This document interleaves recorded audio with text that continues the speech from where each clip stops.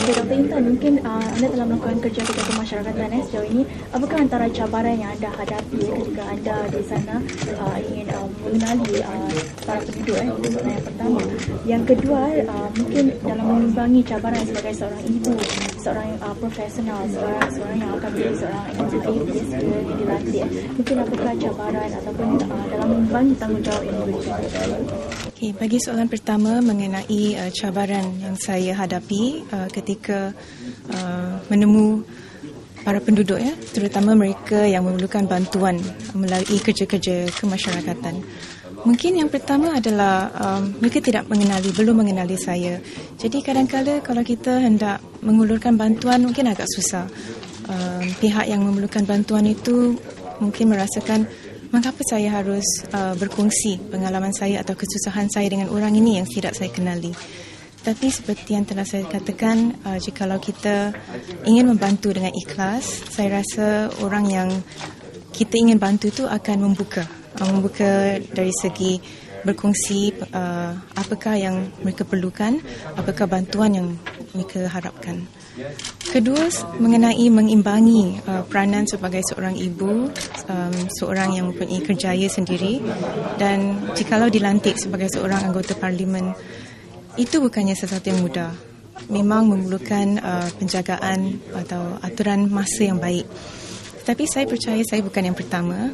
Ada juga anggota parlimen di antara kita yang mempunyai keluarga, anak-anak, kerjaya masing-masing. Jadi saya rasa itu adalah satu cabaran yang saya sahut, yang saya bersedia menerima.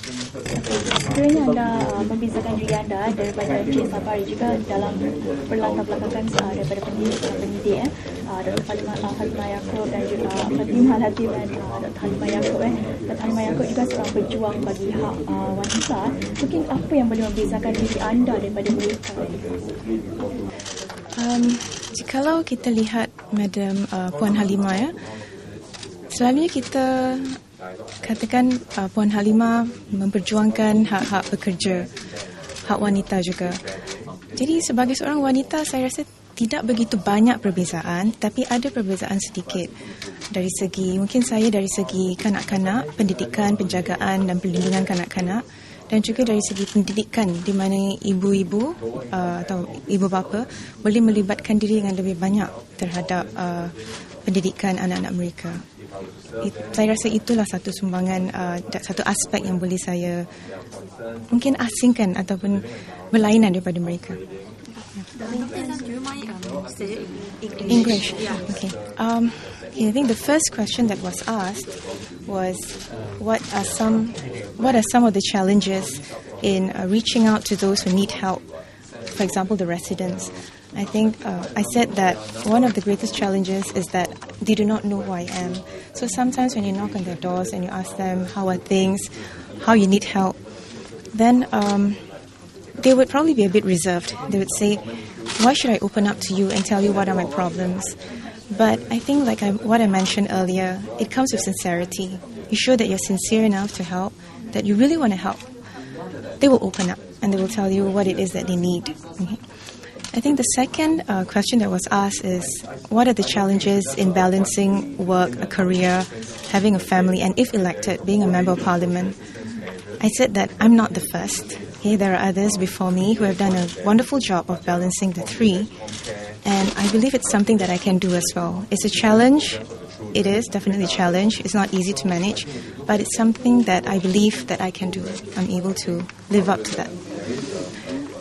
The following question is, how do I differentiate myself from the other Malay women MPs?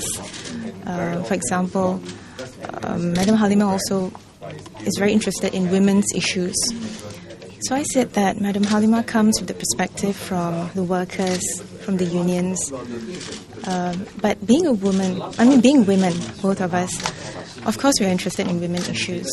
But I come with a perspective from a working mother, interested in upbringing of children, in the education of the children. And I think that's where my professional experience and even my personal experience will come into play.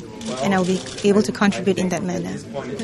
Education, any policy you would like to policy changes you would like to see in education? We have a very robust education system, I must say so. Having spent 12 years in the education system as a practitioner, as a researcher, it's a very dynamic sector. We are always changing, improving ourselves. But like I said, there's always room for improvement. I think one area possibly, if I can look into, is improving education for those at the tail end of the educational stream, those in normal technical classes, for instance. I think at the moment, the number of students in a class is still quite big, 40 students to a teacher. But knowing that there are more challenges teaching students in that stream, you probably need a smaller class where the teacher can afford to give more personalized attention.